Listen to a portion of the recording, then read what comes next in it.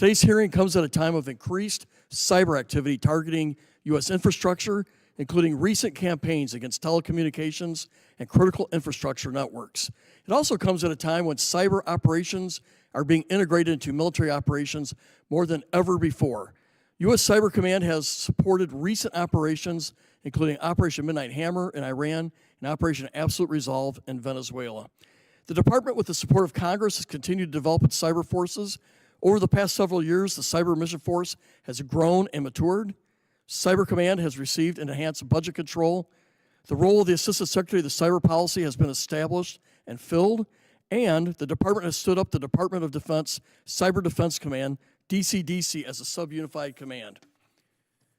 The maturation is continuing. Cyber Command has initiated organizational and force generation reform effort known as CyberCom 2.0, focused on improving workforce management, training, readiness, and operational effectiveness. This effort is intended to create more defined career paths, enable greater specialization, and improve the department's ability to respond to emerging threats. We look forward to hearing about how these efforts are improving department cyber posture and where challenges remain. We are joined today by Ms. Katie Sutton, the Assistant Secretary of Defense for Cyber Policy and Principal Cyber Advisor to the Secretary of Defense. Prior to her appointment, she served at Cyber Command and on the staff of both the House and Senate Armed Services Committees. Ms. Sutton, thank you for being here. We are also joined by General Joshua Rudd, who was sworn in as the Commander of U.S. Cyber Command and Director of the National Security Agency in March. General Rudd, thank you for joining us. Do you want us to? We'll just go ahead, okay. So what we're going to do is just going to yield directly to the testimony. So with that, we yield to Ms. Sutton, and then we'll go to General Rudd.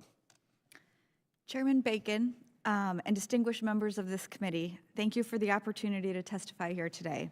I'm honored to be here with General Rudd, whose immense experience, especially in the Indo-Pacific region, will prove invaluable as we posture to implement the National Defense Strategy. I also congratulate Lieutenant General Hartman on his retirement and thank him for his service and visionary leadership that has built the cyber enterprise over the years, setting the stage for our future success. In my role, I'm responsible for overseeing the department's cyberspace operations policy, integrating cyber activities across the department, and exercising authority, direction, and control over U.S. Cyber Command. I'd like to start by highlighting today the new and ever-dynamic strategic environment that we face in the cyber domain. The character of cyber warfare is changing rapidly, shaped by a growing threat posed by our adversaries and accelerated by the ever-growing power of technology. We must act decisively to transform our cyber enterprise and deliver the robust cyber capabilities and optionality required for the President and Secretary to defend American security, freedom, and prosperity. One major change that we're seeing is that our cyber actors are no longer just conducting espionage. They are preparing for conflict. Our adversaries have moved beyond theft and are pre-positioning disruptive capabilities inside our nation's critical infrastructure. This strategic shift from exploitation to effects aims to disrupt military deployments and sow chaos in crisis or conflict. Cyber threat actors like Typhoon are not just a nuisance, they represent a significant and persistent threat to our national security. Second large change is artificial intelligence has become a powerful force multiplier, increasing the speed, scale, and sophistication of these threats. AI accelerates the entire attack lifestyle, creating a new dynamic where the pace of attacks challenges our ability to react and the scale overwhelms our ability to defend. Rapid innovation has also lowered the barrier for entry for advanced cyber capabilities, blurring the lines between nation-states and other malicious actors.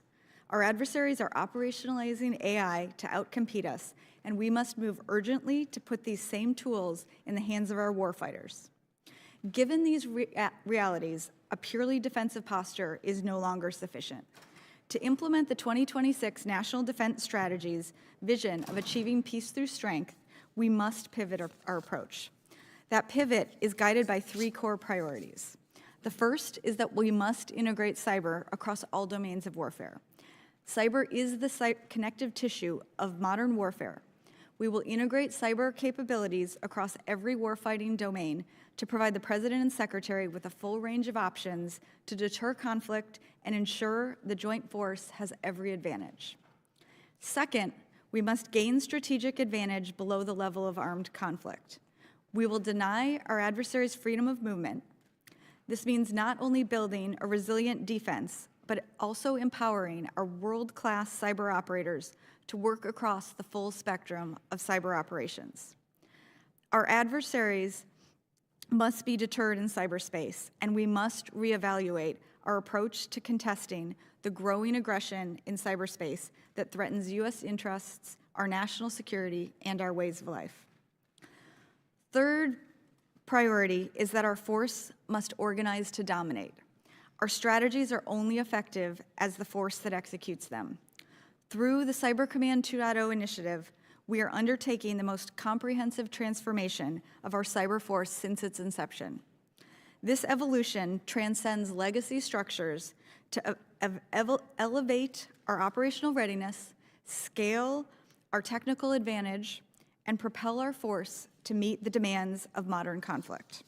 We are forging a more lethal, agile, and specialized force based on domain mastery to ensure that we have the world's most talented operators to dominate in this domain. To achieve these priorities, we are leveraging the engine of American industry, harnessing the speed and innovation of the private sector to protect the cyber domain that powers our national security, our economic prosperity, and the American way of life. My office is leading the development of a Department of War cyber strategy to implement this pivot, and I look forward to sharing with the committee when complete.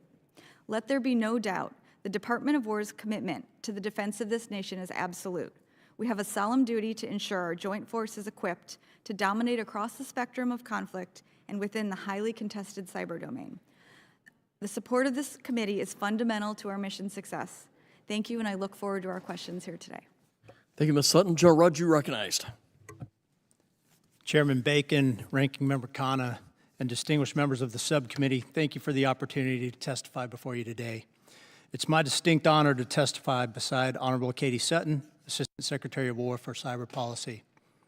I'm honored to represent the soldiers, sailors, airmen, Marines, Guardians, Coast Guardsmen, and civilians who defend our networks and deliver effects that matter every day. I want to thank this committee for your continued support for our critical mission at U.S. Cyber Command. I, too, want to thank and recognize Lieutenant General Joe Hartman, his wife, Catherine, and their service for over 3 decades to this nation and an incredible contribution to Cyber Command and the National Security Agency. Cybercom's mission is threefold: defend the homeland, defend the Department of War's